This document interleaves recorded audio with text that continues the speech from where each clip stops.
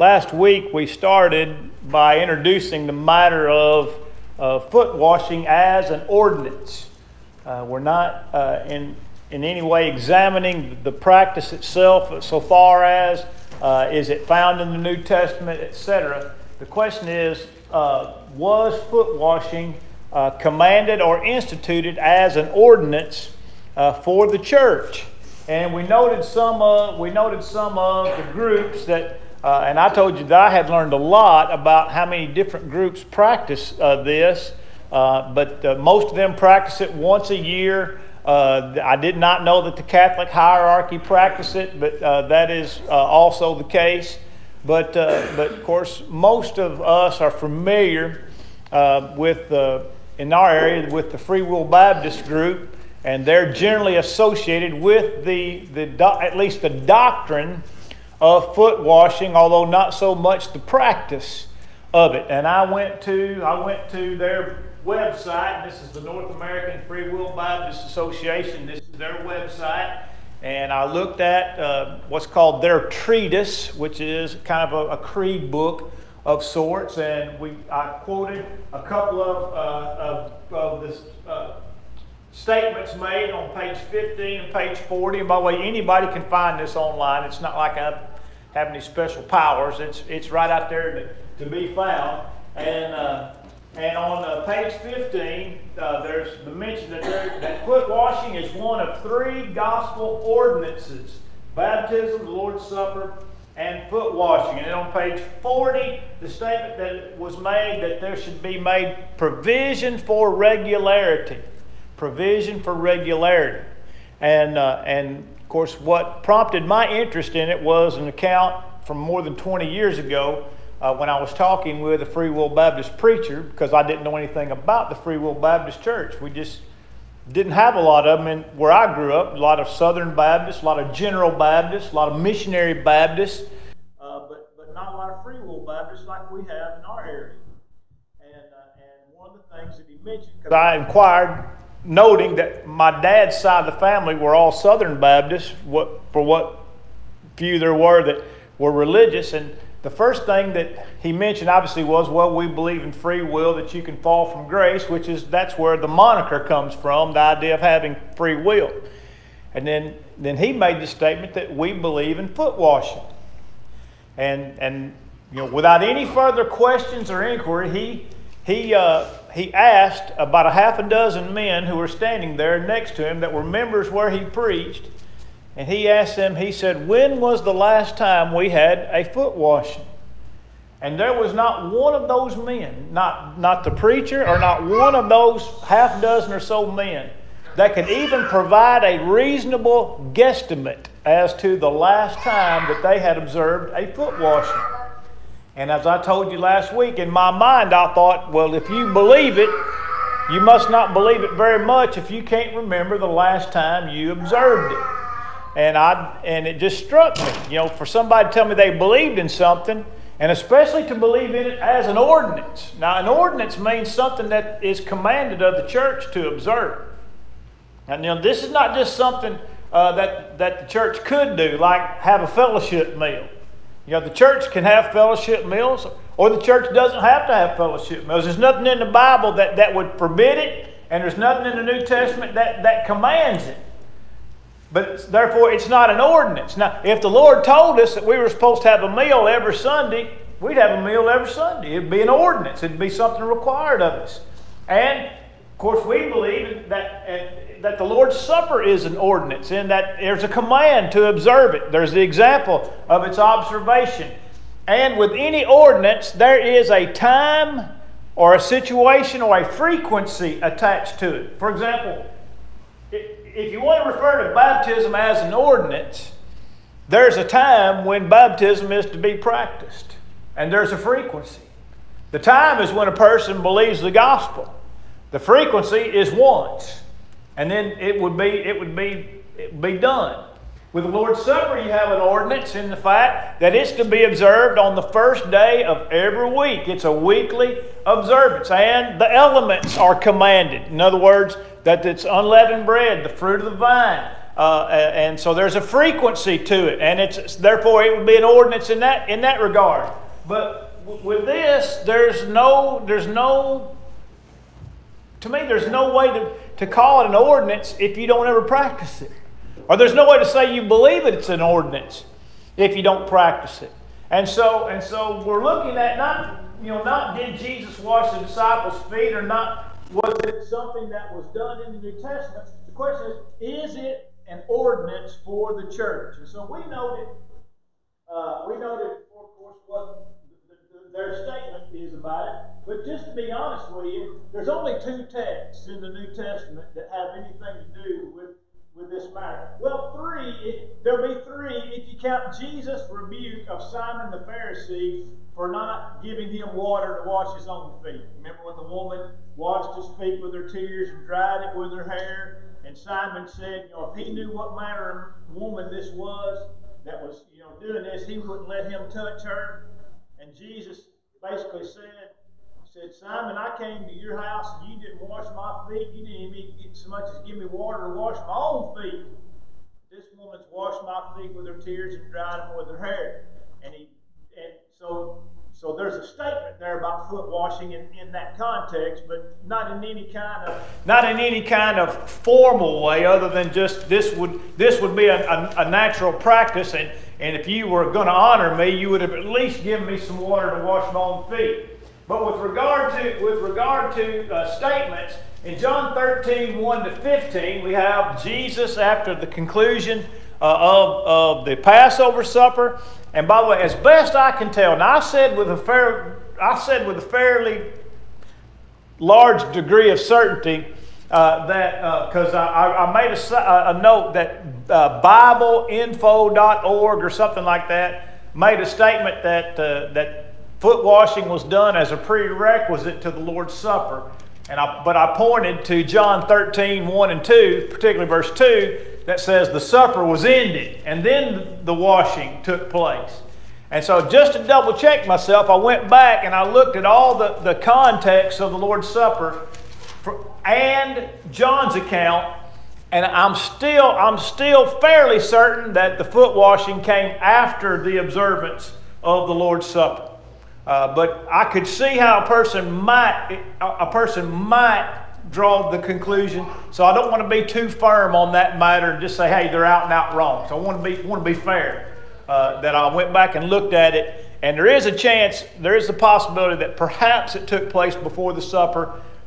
But to me, the preponderance of evidence is the foot washing was obviously after the Passover supper, and I believe after the institution of the Lord's Supper. So it was not done as a requisite to observe the Lord's Supper. But now you have some statements here in John 13. So let's open our Bibles there and look at what some of the statements that are made, or look at some of the statements that are made with regard to this action that Jesus took, where it says in verse 3, he girded himself with a towel, took a basin of water, and he began to wash the disciples' feet. Now, I want to note one thing in the text that is of particular import, and that is, if Jesus was instituting this as an ordinance, it seems strange to me that he would say in verse number 7, what I am doing, you do not understand now. Now, did Peter know what the Lord was doing? Yeah, because look at verse 6. Lord, are you going to wash my feet? So, in the literal sense, Peter knew exactly what he was doing. That was obvious. All right? Evidently, Christ knew that he didn't know what he was doing. There you go. So, in verse 6, it's clear that Peter knew the act. Okay? But it's also noted in verse 7, he did not know the purpose. That's right. He did not know the purpose.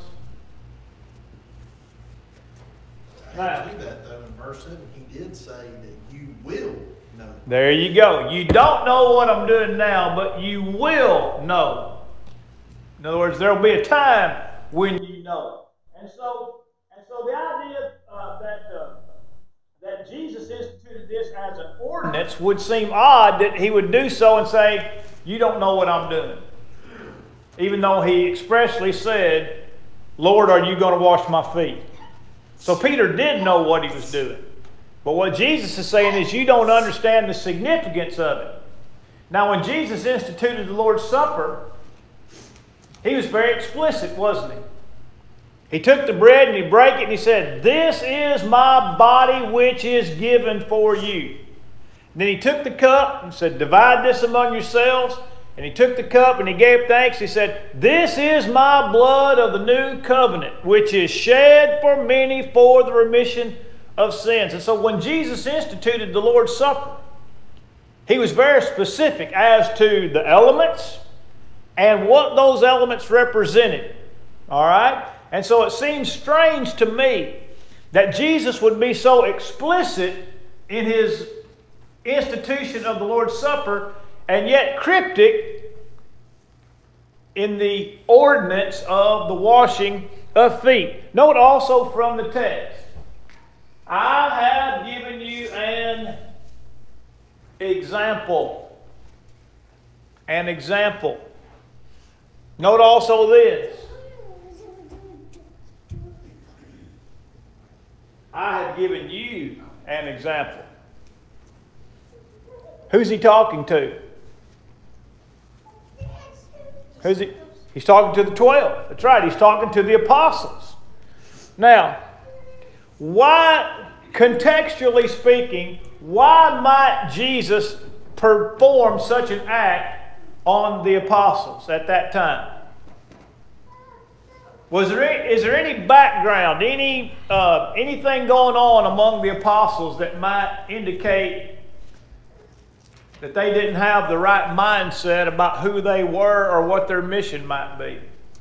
Well, Judas was already ready to betray him. Well, Jesus was already, that's right, Jesus already purposed to betray him. Sure. Open to Luke 22.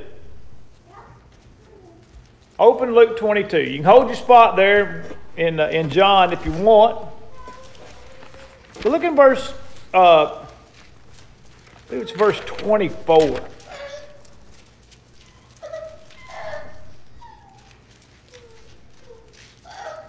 All right. Now, in Luke 22, in verse 14, what's going on in verse 14? In Luke 22, 14 and following, what's going on? The Passover and what? Lord's Supper. The Lord's Supper is being instituted. Lord's Supper instituted.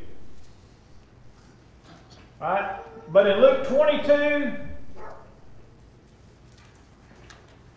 24, what's going on? The disciples are arguing about which of them is the greatest. So after the institution of the Lord's Supper, the apostles are having an argument. And what's the argument about again, Colby? Which one of them are the greatest? Of the 12, who is going to be the greatest? By the way, is this the only time they fussed about that? In Matthew chapter 20, the mother of James and John came to Jesus and said, Lord, I want you to do me a favor. He says, what is it? She said, I want my sons to sit at your right hand and your left when you come into the kingdom. What did they want? They wanted to be great. By the way, and that's not the only other incident where the apostles argued about who's going to be the greatest. And especially toward the end of the ministry, when I think it began to come upon the apostles that Jesus was fixing to step aside. So obviously here's Jesus. He's the leader, okay? So what happens when you have a central leader by the way, when you have a central leader in any group and that leader is removed, what happens? There's a vacuum, right? There's people fighting for the top. There's people going to fuss and fight about who's going to be the great. By the way, you see this in any situation. I mean, for example, you start, this is why, like, for example, American political process is not very wise sometimes. All right, so you're going to go in and you're going to kill Gaddafi. All right, so you go kill Gaddafi. Is he a bad guy? Yeah, he's a bad guy. But what happens when you kill Gaddafi? There's a vacuum created, and what you get in his place might be worse than what you had to start with. Same thing with Saddam Hussein or any particular regime that's led by a singular figure. Sure, not only that, chaos. And chaos. And so now the apostles are about to figure out, it's coming into their mind, the Lord is fixing to be gone. So naturally, somebody has to take his place. And so the apostles are fussing about which one of them is going to be the leader of the group. And so this is an ongoing problem. And it has been an ongoing problem. You even look in Luke's account when Jesus was going to go through Samaria, and the Samaritans didn't want Jesus to pass through because he wasn't going to stop. And they said, Lord, do you want us to call down fire from heaven like Elijah did? He says, look, man, you don't know what spirit you're of. I didn't come to destroy people's lives. I came to save them. So that they weren't getting it. And so here we have the institution of the Lord's Supper. Immediately following, you have an argument about who's going to be the greatest, so then what takes place? The foot washing takes place.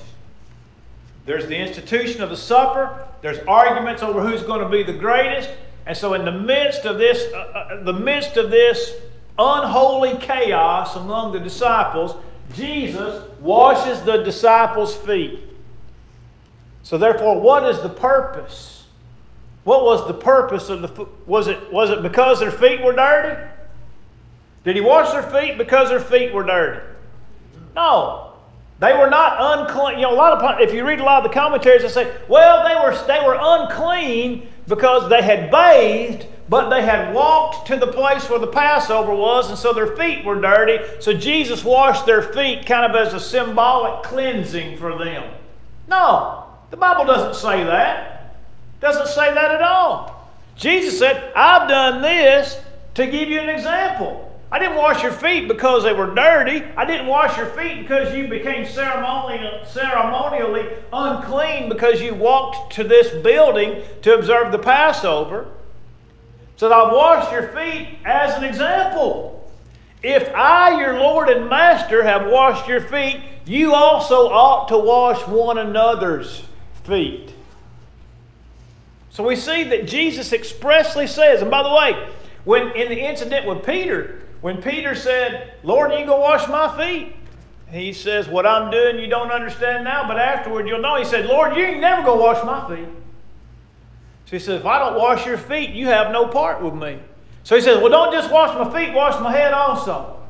I mean, Peter, man, he's a character, isn't he? He says, he that is washed needs only to wash his feet.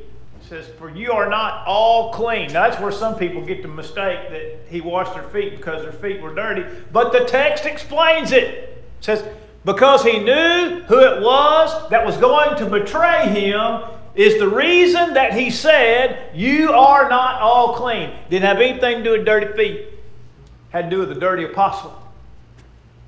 And yet he still washed that apostle's feet. And so when you're looking at the text, I have given you an example, and you see the context of what is going on among the apostles, then the matter is cleared up. This was not an ordinance for the church to observe. Now, let's move on, because I want to move on, because I've made kind of a pretty straightforward statement. This is not a church ordinance, all right? Now, in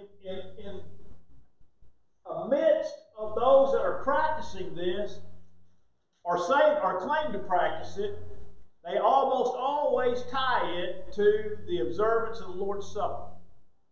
If they observe the Lord's Supper once a year, then they'll wash feet once a year. Or if they observe the Lord's Supper twice a year, they'll wash feet twice a year. and they tie it almost inextricably to the observance of the Lord's Supper. Now I'm going to show now why that is a wrong conclusion. In 1 Timothy 5, verses 9 and 10, we have the instructions of Paul on which widows can be taken into the number of the church and be supported and upheld through the church and through the treasury of the church. And it says in verse 9, let not a widow under 60 years old be taken into the number, and not unless she's been the wife of one man, well reported of for good works. If she has brought up children, if she has lodged strangers, if she has washed the saints' feet, if she has relieved the afflicted, if she has diligently followed every good work. Let me ask you a question. If foot washing was a part of the Lord's Supper, why did Paul include that statement in verse 10? You see what I'm saying? If the Lord's Supper involved foot washing, and we would have expected, by the way, the text didn't say if she has observed the Lord's Supper, but if she had observed the Lord's Supper, certainly if it was an ordinance, she would have washed the saints' feet, and such wouldn't even have been necessary to mention. So really, what is Paul talking about here in verse 10? He's talking about serving others, the attitude of humility. If she has washed the saints' feet, and by the way, that phrase doesn't just mean wash the saints' feet. It means if she has served those that are in need. It's kind of a synecdoche of sorts to entail all the things that one might do in service to the church. But you see, the faulty assumption, if it's associated with the Lord's Supper, why did Paul say it in 1 Timothy 5 and verse 10, completely separate from the Lord's Supper? See, because it would have just been assumed. Because it didn't say if she's taken the Lord's Supper. Now, I want to look at the Lord's Supper. There are three primary passages I want us to think about in regard to the Lord's Supper. The first is Acts 2, and in verse 42, in the establishment on the day of Pentecost, the establishment of the church. They that gladly received His word were baptized, and there were added unto them that day about 3,000 souls, verse 41. Verse 42 says, and they continued steadfastly in the apostles' doctrine and in fellowship and in the breaking of bread and prayers. Now we've noted in our previous studies that phrase, the breaking of bread, in verse 42 is a reference to the Lord's Supper. But what is not mentioned? Foot washing. There's no mention whatsoever of an ordinance for foot washing in continuing steadfastly in the apostles' doctrine. And yet the Lord's Supper is mentioned expressly in that text. Right? There's another text in the book of Acts, in Acts 20 and verse 7. As Paul and his company went to Troas, and they tarried 7 days. They apparently arrived on a Monday. They waited until the 7 days. They start counting on Monday. The 7 days brings us to Sunday, the first day of the week. Now, on the first day of the week, when the disciples came together to break bread, a reference to the Lord's Supper, what did he not mention that they came together to do? Wash each other's feet. And then you have the incident in verse 11 and following, after the incident where Eutychus fell asleep, fell out of the third floor window, was taken up dead. Paul said he is not dead. It says, and when they had broken the bread and eaten. Two things. They observed the Lord's Supper and they ate. What is not mentioned in that text of what they did? No foot washing. Third text, 1 Corinthians chapter 11, where Paul gives instructions concerning the Lord's Supper. And they're about, well, if you want to begin in verse 18, you can actually begin in verse 18 and go all the way to the end of the chapter by verse 34. And you find all these regulations, all these corrections in regard to the Lord's Supper. And there is nary a single syllable about foot washing in that text. Now, it seems strange to me that Paul's correcting a problem in the church at Corinth that involves a lack of humility and respect for their brethren. Remember, what did he say? Some of you have come and you've just gorged yourself at your fellowship meal. You've not even waited on your brethren to get there, and somebody else shows up hungry and you ain't got nothing for him to eat. He said one is full and the other is hungry. Or one is starved and the other is full. That's a problem about attitudes towards brethren, isn't it? Right? That's the whole context of 1 Corinthians 11. They had turned the Lord's Supper into a feast whereby some were observing a feast while others went hungry. That's a humility problem. That's a problem of attitude among brethren. Why didn't Paul say, don't y'all remember what foot washing's all about? Don't y'all know that when you wash each other's feet, that's a reminder to love one another and to show humility? How is it that you manage to wash one another's feet, but you can't share your food with one another? I find it funny that Jesus gave them a prime example of humility, yet he failed to mention that. That's right. That's exactly right. But think about 1 Corinthians 11. Why wouldn't Paul have mentioned foot washing in contrast to the practice of what they were doing?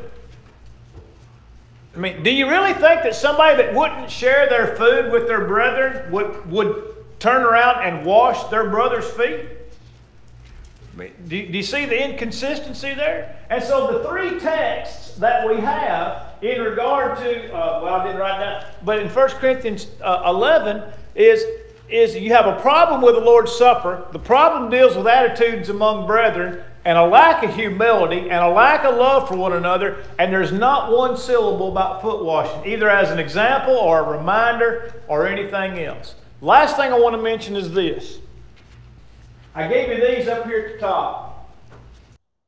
What you have here in Matthew 26, Mark 14, and Luke 22 are the three accounts of the institution of the Lord's Supper.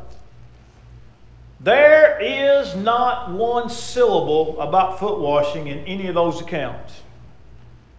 Now look, I understand that the little margin notes and the headers above the paragraphs are man-made, but before every one of those paragraphs it says the institution of the Lord's Supper. Jesus institutes the Lord's Supper, or something to that effect. Again, we know that's not that little header is not inspired, but it is nevertheless true. This is a paragraph talking about Jesus instituting the Lord's Supper. There is not one syllable in Matthew about Jesus washing feet. There's not one syllable in Mark's account about Jesus washing feet. There's not one syllable in Luke's account about Jesus washing feet. 3 instances of the institution of the Lord's Supper, 0 mentions of washing feet. In John's account, you have the mention of washing feet and no mention of the Lord's Supper. So in these 3 accounts, you have the Lord's Supper mentioned and no foot washing. But in John's account, you have the foot washing account, but not one word about the Lord's Supper. Not one. The nearest thing you have is the supper being ended, and that supper is the Passover from verse 1. The supper that was ended was the Passover. Now, when did Jesus institute the Lord's Supper? In the observation of the Passover. In the observance of the Passover is when Jesus instituted the supper. But the supper of verse 2 is the Passover supper. Now, we could say implied in that is the Lord's Supper, but the text makes no specific mention of the Lord's Supper, but does make specific mention of the Passover. And so in the 4 gospel accounts, you don't have one time, not one time, where the 2 are mentioned in connection to one another. Now, how in the world can one say that foot washing is, first of all, an ordinance, and second of all, an ordinance connected to the Lord's Supper when the Bible never connects the 2? Not one time. Now let me give you one more. Let me give you one more thing. One more thing on this. Kobe was mocking the book that I brought when I was walking in here. All right. Now, David Burleson is a historian. He's a religious historian, and he's written some really good books. Now, this book is not a book written by him, but it's a compilation of the writing of the Ante-Nicene Fathers. Now, the Ante-Nicene Fathers are all of the uninspired people who lived from the days of the apostles to the Nicene Council of about 313, AD 313. So the Council of Nicaea kind of is the marker. There's the ante, meaning before Nicaea Fathers, and then there's the post-Nicaea Fathers. This is a collection of the writings, and by the way, it's not all the writings, it's a dictionary of early Christian beliefs gathered together by 700 individual topics. In other words, anything that you might think about that took place in the days of the early church is cataloged here, and the writings of the early church fathers on those subjects, little blurbs about what they said about it. In other words, if you wanted to read about natural law, the writers wrote about natural law. If you want to read about incarnation, you can read all the quotes about the incarnation of Jesus and what the Ante-Nicenes had to say about the incarnation of Christ. Now, what I did was, I wanted to see what the Ante-Nicenes had to say about the three ordinances. So first of all, I went and I looked up baptism in this. There are 14 pages of quotes from the Ante-Nicenes on the subject of baptism. 14 pages of statements by the Ante-Nicenes. All right? Then I went and I looked up the Lord's Supper. Now in this book, if you look up Lord's Supper, it's going to say, see Eucharist. Okay? Which is a denominational designation for the Lord's Supper. But we don't refer to it. It means good feast or good grace. But the Lord's Supper is found under the heading of Eucharist in this book. There are 9 pages of statements about the Lord's Supper in this book. 14 pages of statements about baptism. 9 pages of statements about the Lord's Supper. You look up foot washing. That right there is all that 300 years of writing has to say about foot washing. Right there between the top of my left hand and to the side of my right hand. That is less than 1 column on 1 page. There's 2 columns on each page. There are 3 statements in 300 years of writing about foot washing. And one of them's by Tertullian, and it really doesn't have anything to do with foot washing. It just happens to mention it. The second one's by Clement of Alexandria, and all he does is he quotes 1 Timothy 5 and verse 10 and simply says, that is, if she has performed without shame the lowest offices for the saints. In other words, and that's the extent of what he wrote. Basically, he's explaining what it means to if she's washed the saints' feet. In other words, if she has not held herself above doing anything for the saints. But that's the entirety of it, y'all. Right there. That's the entirety of it. Now, don't you think that if Jesus had issued foot washing as an ordinance, and that the church practiced it as an ordinance, and they practiced it in connection with the Lord's Supper as an ordinance, don't you think you could get more than 3 sentences on the matter? What's that tell you? It tells you that for 300 years, the people that knew the Bible the best, the earliest Christians who lived beyond the days, in the earliest days beyond inspiration, did not practice this as an ordinance. Now, who knows better?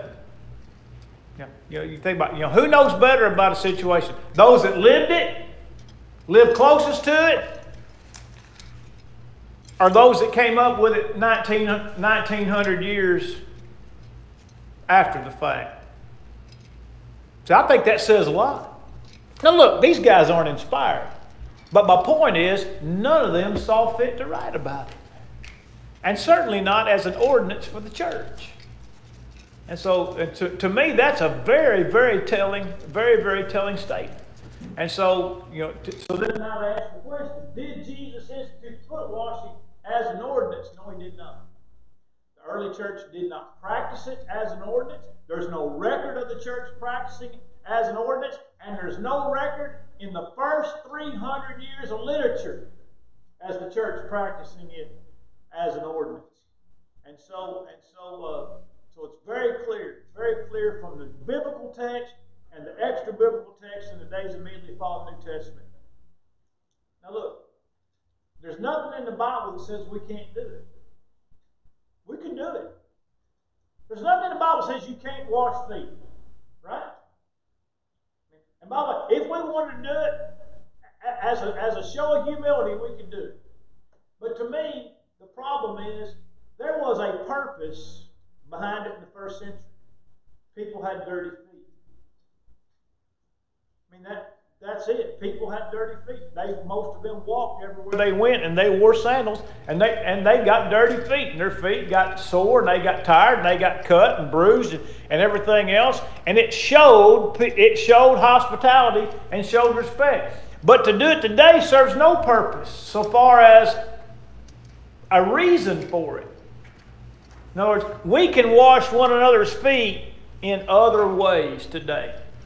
When we show hospitality, to strangers, when people come and we help them and we do whatever it is we can to help them, whether we provide them lodging for the night, provide them something to eat. Rhonda and I have had some pretty interesting characters walk through in 20-something years of living in the parsonage, and some of them even stayed with us. So, some of them even, we gave them clothes and let them get cleaned up at the house. And, and to me, I mean, I'm not bragging or anything, I'm saying, but that's how you wash people's feet. When there's a guy riding a bicycle from Boston to Dallas and you give him some clothes to wear and you let him stay with you a day or two and you feed him and then you send him on his way and then you call ahead to let his family know he's on his way, to me, that's washing. In other words, I did everything for that guy that I could do. Everything that he would allow me. Everything that he would allow me to do. And to me, that's the very essence. And by the way, all of you have done the same thing. All of you have done the same thing. Somebody's needed help, and you've done for them all that you could do. All that you could do. And in that way, you've practiced the principle that Jesus set forth in John 13. In other words, I'll help you any way I can. If you need me, I'll be there. All right? Any questions about any of that? No? All right. Well, that's going to close us out then on this matter as an ordinance. All right, let me get this.